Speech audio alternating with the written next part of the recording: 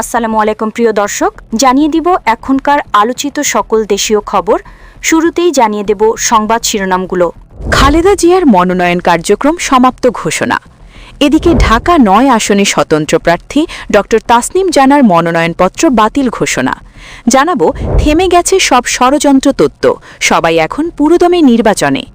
জানাবো শৈত্যপ্রবাহে কাঁপছে দেশ, যেসব জেলায় আরও বাড়তে পারে শীত। প্রিয় দর্শক, এতক্ষণ দেখছিলেন সংবাদ শিরোনামগুলো, এখন জানাবো বিস্তারিত খবর। খালেদা জিয়ার মনোনয়ন কার্যক্রম সমাপ্ত ঘোষণা। বগুড়া ৭ অর্থাৎ গাবতলী শাহজাহানপুর আসনে বিএনপির প্রার্থী এবং দলটির চেয়ারপারসন ও সাবেক প্রধানমন্ত্রী বেগম খালেদা জিয়ার মৃত্যুতে তার নির্বাচনী কার্যক্রম সমাপ্ত ঘোষণা করা হয়েছে। মনোনয়নপত্র যাচাই বাছাই করে দুপুরে জেলা প্রশাসক ও ত্রয়োদশ জাতীয় করার সংসদ নির্বাচনের রিটার্নিং কর্মকর্তা তৌফিকুর রহমান এ ঘোষণা দেন। এ আসনে গাবতলী উপজেলা বিএনপির সভাপতি মোর্শেদ মিল্টনের মনোনয়ন বৈধ ঘোষণা করা হয়েছে। একই সঙ্গে জামায়াতে ইসলামীর প্রার্থী গোলাম রব্বানী ও ইসলামী আন্দোলন বাংলাদেশের প্রার্থী শফিকুল ইসলামের মনোনয়ন বৈধ ঘোষণা করা হয়েছে। এছাড়া দলীয় মনোনয়ন সঠিক না থাকায় বাংলাদেশ মুসলিম লীগের আনসার আলীর মনোনয়ন বাতিল ঘোষণা হয়েছে। ঢাকা ৯ আসনে স্বতন্ত্র প্রার্থী ড তাসনিম জানার মনোনয়নপত্র বাতিল ঘোষণা। শনিবার অর্থাৎ জানুয়ারি বেলা 11:30টার দিকে রাজধানীর সেগুনবাগিচায় রিটার্নিং কর্মকর্তার কার্যালয় থেকে বেরিয়ে তিনি নিজেই একথা জানিয়েছেন। তাৎক্ষণিক প্রতিক্রিয়ায় তাসনিম জানা নির্বাচন কমিশনে আপিল করবেন বলে জানিয়েছেন। ২ জন ভোটারের তথ্য যাচাইয়ে গরমিল পাওয়া গেছে জানিয়ে তাসনিম জানা বলেন, আমি ঢাকা ৯ আসনের স্বতন্ত্র প্রার্থী হিসেবে যে মনোনয়ন আবেদনপত্র দিয়েছিলাম সেটা আপাতত গৃহীত হয়, কিন্তু আমরা আপিল করব। আপিল করার প্রক্রিয়া আমরা ইতোমধ্যে শুরু করেছি। কারণ হিসেবে যেটা নির্বাচন কমিশন বলেছে, আপনারা জানেন যে স্বতন্ত্র প্রার্থীর জন্য বিধি অনুযায়ী ১% ভোটারের স্বাক্ষর নিতে হয়। সেই ১% ভোটারের সংখ্যা যা হয় তার চেয়ে আমরা বেশি স্বাক্ষর সাবমিট করেছি, প্রায় ২০০-র মতো বেশি ছিল। সেখান থেকে ওনারা ১০ জনের ভেরিফিকেশন করতে গিয়েছেন, সত্যতা যাচাই করতে গিয়েছেন। সেখানে ৮ জনের তথ্য সঠিক পেয়েছেন। ২ জনের ক্ষেত্রে ওনারা মানুষটাকে খুঁজে পেয়েছেন, সত্যতা যাচাই করতে পেরেছেন, কিন্তু ২ জন ঢাকা ৯ আসনের ভোটার ছিলেন না। ওনারা জানতেন ঢাকা ৯-এর ভোটার। একজনের বাসা খিলগাঁও যেহেতু ঢাকা ৯-এ, উনি জানতেন যে ঢাকা ৯-এর ভোটার। তার জানার কোনো উপায় ছিল না যে সে ঢাকা ৯-এর ভোটার না। তিনি আরও বলেন, ২ জনের ক্ষেত্রেই তাদের জানার কোনো উপায় ছিল না যে তারা কোন এলাকার ভোটার আর ঢাকা ৯-এর ভোটার না। ওনারা জানতেন না যে ঢাকা ৯-এর ভোটার। সে অনুযায়ী ওনারা স্বাক্ষর দিয়েছেন। নির্বাচন কমিশন কোনো উপায় রাখে নাই ভোটারদের জানার জন্য যে তারা কোন আসনের ভোটার। থেমে গেছে সব ষড়যন্ত্র তত্ত্ব, সবাই এখন পুরোদমে নির্বাচনে। কয়েকটি ঘটনার পর অবশেষে আপাতত থেমে গেছে জাতীয় নির্বাচন নিয়ে সব ষড়যন্ত্র তত্ত্ব। একে একে এসব তথ্য শেষ হওয়ার পর এখন রাজনৈতিক দলগুলোর নেতারা পুরোদমে নির্বাচনের মাঠে রয়েছেন। খোঁজ নিয়ে জানা গেছে বিএনপি, জামায়াত ইসলামী ও জাতীয় নাগরিক পার্টি এনসিপি সহ নির্বাচনে অংশ নেওয়া সব দলের নেতা এতদিন কেন্দ্রে তৎপর থাকলেও এখন ভোটের মাঠে চলে গেছেন। সবার নজরই এখন জাতীয় নির্বাচনের দিকে। নানা তৎপরতা তথ্য মধ্য দিয়ে ভোটারদের মন জয়ের পাশাপাশি নির্বাচন পরিচালনা কমিটি সাজাচ্ছেন তারা। এই কারণে উৎসব মুখর হয়ে উঠেছে সারা দেশ। সাবেক প্রধানমন্ত্রী ও বিএনপি চেয়ারপারসন খালেদা জিয়ার মৃত্যুতে নির্বাচনী কর্মকাণ্ড কয়েকদিনের জন্য স্থিমিত হয়ে পড়েছিল। রাষ্ট্রীয়ভাবে ৩ দিনের এবং বিএনপির পক্ষ থেকেও ঘোষণা করা হয়েছে ৭ দিনের শোক।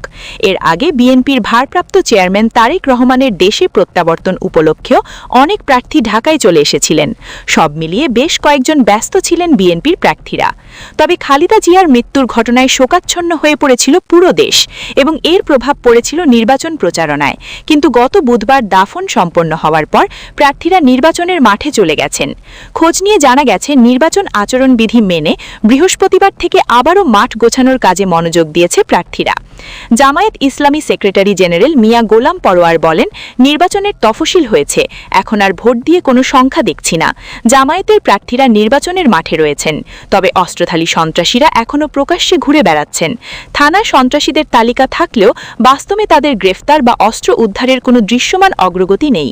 তিনি বলেন, নির্বাচনের পরিবেশ স্বাভাবিক রাখতে সরকারের সবচেয়ে বড় চ্যালেঞ্জ হল লেভেল প্লেয়িং ফিল্ড নিশ্চিত করা। শুধু অভিযানের কথা শুনছি, কিন্তু বাস্তবে সন্ত্রাসীরা ধরা পড়ছে না।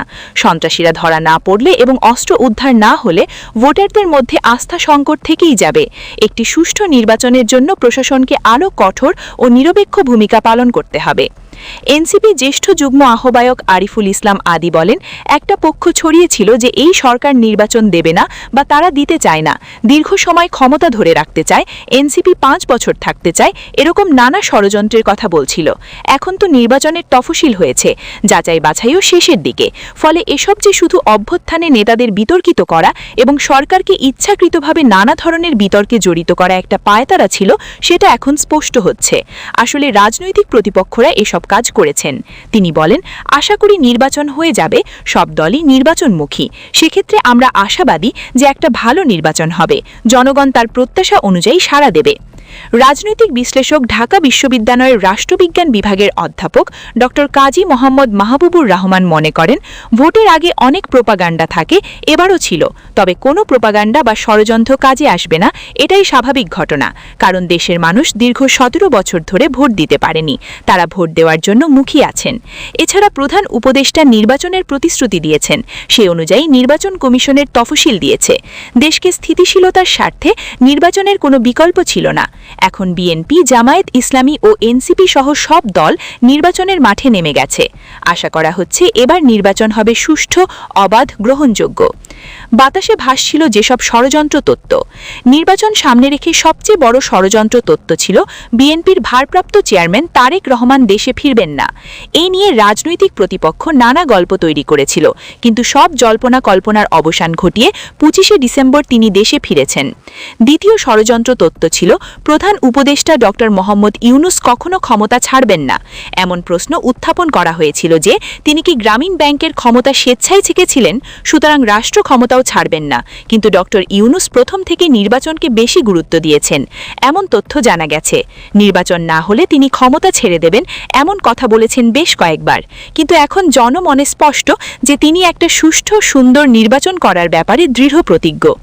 এর বাইরে পার্শ্ববর্তী দেশ ভারত বাংলাদেশের নির্বাচন হতে দেবে না, এমন ষড়যন্ত্র তত্ত্ব ঘুরপাক খেয়েছে বেশ কয়েক মাস। কিন্তু দেখা গেল ওই দেশটি ইনক্লুসিভ নির্বাচন চায়। শুধু তাই না, বিএনপি চেয়ারপারসন বেগম খালেদা জিয়ার মৃত্যুর পরে ভারতের প্রধানমন্ত্রী শোক প্রকাশ করেছেন। সে দেশের পররাষ্ট্রমন্ত্রী এস জয়শঙ্কর শোকবার্তা নিয়ে বাংলাদেশে ছুটে এসেছেন। তিনি সরকার ও তারেক রহমানের পাশে দাঁড়িয়েছেন।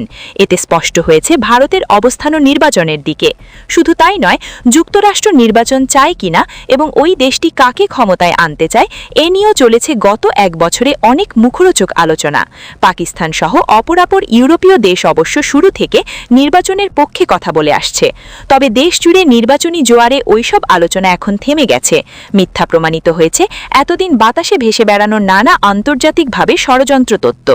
তবে এসব তত্ত্বের সূত্র ধরে একদিকে জরুরি অবস্থা জারির গুঞ্জন যেমন ছড়িয়েছে, তেমনি কেউ কেউ সামরিক শাসন জারি হবে এমন চুচুর ভয়ও দেখিয়েছেন। এমনও বলা হয়েছে দেশে গৃহযুদ্ধ বেঁধে যেতে পারে। কারণ হিসেবে বলা হয়েছে আওয়ামী লীগ বসে নেই, ভারতে বসে শেখ হাসিনার নানা উস্কানোমূলক বক্তব্য এবং গুঞ্জনে আরও কিছুটা হাওয়া দিয়েছে। আদালতের রায়ে হাসিনার মৃত্যুদণ্ডাদেশকে কেন্দ্র করে আওয়ামী লীগের কিছু সন্ত্রাসী কর্মকাণ্ড ও সব ষড়যন্ত্র তত্ত্ব কিছুদিনের জন্য জিয়ে রাখতে সাহায্য করে। পিআর পদ্ধতিতে নির্বাচন সহ 2-1টি ইস্যুতে রাজনৈতিক দলগুলোর মধ্যে সাংঘর্ষিক পরিস্থিতির কারণেও কিছুটা উত্তাপ ছড়িয়েছে রাজনীতিতে। ওই পরিস্থিতিতে জামায়াত ইসলামী ও এনসিপি সহ কয়েকটি দল নির্বাচন চায় কিনা এমন প্রশ্ন তুলেছেন কেউ কেউ। রাজনৈতিক দলগুলোর পক্ষ থেকেও নির্বাচনে অনিশ্চয়তার বিষয়ে নানা বক্তব্য দেওয়া হয়েছে। সর্বশেষ ইনকিলাব মঞ্চের আহ্বায়ক শহীদ শরীফ হাদির গুলিবিদ্ধ হয়ে মৃত্যুর ঘটনায় কয়েকদিনের জন্য উত্তাল হয়ে ওঠে দেশ। ওই সময় বিভিন্ন মহল থেকে প্রশ্ন তোলা হয়, নির্বাচন আদৌ হবে কি? তবে পরিস্থিতি শান্ত হতে থাকে তারেক রহমানের দেশে প্রত্যাবর্তনের পর থেকে। ওই সময় লাখ লাখ মানুষ রাস্তায় নেমে এসে তাকে স্বাগত জানান। দেশের আগামী নির্বাচন ও রাজনীতির বিষয়ে তার ভারসাম্যমূলক বক্তব্য জনমনে ইতিবাচক প্রভাব ফেলে। এর আগে নির্বাচন সামনে রেখে বিভিন্ন জোট গঠন ও আসন বণ্টনের প্রক্রিয়া শুরু হলেও পরিস্থিতি কিছুটা শান্ত হয়। তবে খালেদা জিয়ার মৃত্যুর ঘটনা যেন পুরো জাতিকে এক করে ফেলে। দেশের সব রাজনৈতিক দল এক হয়ে বিএনপির নেত্রীর জন্য শোক প্রকাশ করে। তার অহিংস রাজনীতির বাণী হিংসা বিদ্বেষ ভুলিয়ে গণতন্ত্রের পথেও যাত্রা সবাইকে সংযমের পথ দেখায়। খালেদা জিয়ার শোক বইতে স্বাক্ষর করতে গিয়ে বৃহস্পতিবার জামায়াতের আমির ডক্টর শফিকুর রহমান বিএনপির ভারপ্রাপ্ত চেয়ারম্যান তারেক রহমানের সঙ্গে সাক্ষাৎ করেন। এ সময় জামায়াতের আমির বলেন, তারা সবকিছু ঐক্যবদ্ধভাবে করতে চান। তিনি এমনও বলেন যে জামায়াত সরকার গঠনের আগে আরেকবার খোলামেলা আলোচনা করতে চায়। দেশের স্থিতিশীলতার স্বার্থে আগামী 5 বছরের জন্য সবাই মিলে ভালো কিছু চিন্তা করা যায় কিনা সে উদ্যোগ নেওয়ার কথাও বলেন তিনি। বিশ্লেষকরা জামায়াতের আমিরের এ ধরনের বক্তব্যকে রাজনৈতিক সহাবস্থানের ইঙ্গিত বলে মনে করছেন।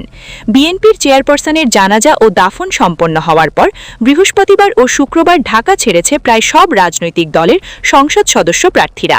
বিএনপির স্থায়ী কমিটির সদস্য সালাউদ্দিন আহমেদ বলেন, আমরা দলের চেয়ারপারসন বেগম খালেদা জিয়ার মৃত্যুশোককে শক্তিতে পরিণত করতে চাই।